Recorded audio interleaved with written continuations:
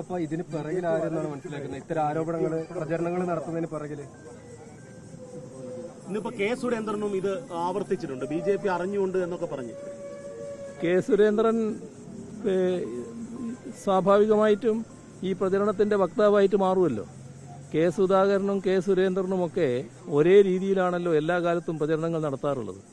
ഇത്തരം കാര്യങ്ങളിൽ യാതൊരു തരത്തിലുള്ള പുതുമയും ഇല്ല എന്നുള്ളതാണ് നാം കാണേണ്ടത്. എല്ലാ കാലത്തും ഈ രീതിയിലുള്ള തെറ്റായ പ്രചരണങ്ങൾക്ക് നേതൃത്വം കൊടുക്കാൻ നമ്മുടെ കേരളത്തിലെ UDF-ന്റെയും പ്രത്യേകിച്ച് കോൺഗ്രസിന്റെയും BJP-യുടെയും നേതൃനിര ഒരേ മനസ്സോടെ അണിനിരന്നിട്ടുണ്ട് എന്നത് നമുക്കെല്ലാം അനുഭവത്തിലുള്ള കാര്യമാണ്. CM, ഈ പൗരത്വ ഭേദഗതി നിയമം നടപ്പിലാക്കിയതിനു ശേഷമുള്ള ആദ്യത്തെ പൊതുതെരഞ്ഞെടുപ്പാണ്. അതിന് ഒരു രാഷ്ട്രീയ പ്രാധാന്യമുണ്ടല്ലോ. ഇല്ല, നിങ്ങൾ രണ്ടാളും കൂടി പറഞ്ഞാൽ ഞാൻ പൗരത്വത്തിലെത്തി ഈ പ്രകാശ് ജാവ്ദേക്കർ തന്നെ കണ്ടിരുന്നു. പക്ഷെ സൗഹൃദമായ ഒരു കൂടിക്കാഴ്ച മാത്രമായിരുന്നു അതെന്നാണ് EP ജയരാജന്റെ ഇത്. പക്ഷെ പാർട്ടിയെ കാര്യം അറിയിച്ചിട്ടുമില്ല എന്ന് പറയുന്നു. ഇതൊരു സംശയത്തിന് 10 മിനിറ്റോളം സംസാരിച്ചിരുന്നു എന്നാണ് പ്രതികരിച്ചത്. അതില് സാധാരണ നിലക്ക് നമ്മൾ കാണേണ്ടത് ഈ EP ജയരാജന്റെ പ്രകൃതം എല്ലാവർക്കും അറിയാലോ.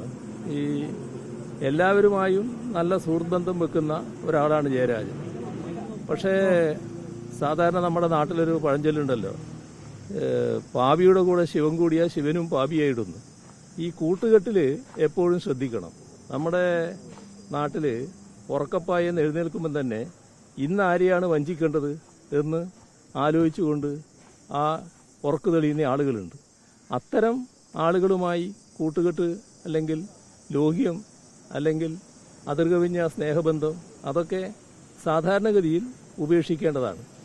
ഇതിൽ സഖാവ് ജയരാജൻ ഇത്തരം കാര്യങ്ങളിൽ വേണ്ടത്ര ജാഗ്രത കാണിക്കാറില്ല എന്നത് നേരത്തെ തന്നെ ഉള്ള ഒരു അനുഭവമാണ്. അതിൻ്റെ ഭാഗമായി ഈ കേരളത്തിൽ ഏറ്റവും അധികം സംശയകരമായ സാഹചര്യത്തിൽ നിൽക്കുന്ന ഒരു വ്യക്തിക്ക് ഇതിൻ്റെ സാക്ഷിയായി വരാൻ കഴിഞ്ഞു എന്നത് നാം കാണേണ്ടതായിട്ടുണ്ട്. ആ മനുഷ്യനാണെങ്കിൽ എങ്ങനെയായാലും എനിക്ക് പണം കിട്ടണം എന്ന ചിന്ത മാത്രമുള്ളയാളാണ്. ആരാണോ പണം കൊടുക്കുന്നത് അതിനനുസരിച്ച് വാദങ്ങൾ അണിനിരത്താൻ ഒരു മടിയുമില്ലാത്ത ഒരാൾ. അത്തരം ആളുകളുമായിട്ടുള്ള ബന്ധമോ ലോഹ്യമോ പരിചയം ഇപ്പോൾ ആർക്കും വേണ്ടതായിട്ട് വരും. പക്ഷേ ആ പരിചയത്തിനപ്പുറമുള്ള ഒരു നില സ്വീകരിച്ചു പോകരുത്. ജാവേദ്കറെ കാണുന്നതിലോ സംസാരിക്കുന്നതിലോ എന്താ തെറ്റ്? എത്രയോ തവണ ജാവേദ്കറെ ഇപ്പം ഞാൻ കണ്ടതാണ്. ഈ തെരഞ്ഞെടുപ്പ് പ്രചരണം ആരംഭിച്ച് ആ ഘട്ടത്തിൽ തന്നെ ഒരു ദിവസം ജാവേദ്കറോട് ഞാൻ പറഞ്ഞു, നിങ്ങളുടെ പരമാവധി ശ്രമം നടത്തുകയാണല്ലേ, നമുക്ക് കാണാന്ന് പറഞ്ഞാൽ നിങ്ങൾക്കൊന്നും കിട്ടാൻ പോകുന്നില്ല. അതാണ് എൻ്റെ മനസ്സിൽ. അത് ആ നിലക്ക് കാര്യങ്ങൾ പറയുമല്ലോ, അതൊന്നും ശത്രുതയിലല്ല, കാര്യങ്ങൾ എപ്പോഴും സംസാരിക്കുമല്ലോ. അങ്ങനെ ഇത് ഏകദേശം പരസ്യമായി എന്ന മട്ടിൽ പറഞ്ഞ കാര്യമാണ് ഞാൻ.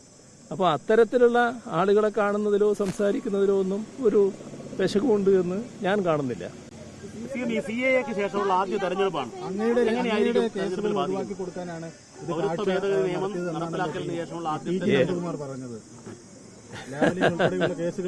നന്ദകുമാറിന് എന്റെ കേസിലുള്ള ബന്ധത്തെ പറ്റി എനിക്ക് നല്ലതുപോലെ അറിയാലോ. നിങ്ങൾക്കത് അറിയുമെന്നറിയില്ല കേട്ടോ. എന്നോടാണ് ചോദിക്കുന്നതെന്ന് ധരിക്കണം കേട്ടോ.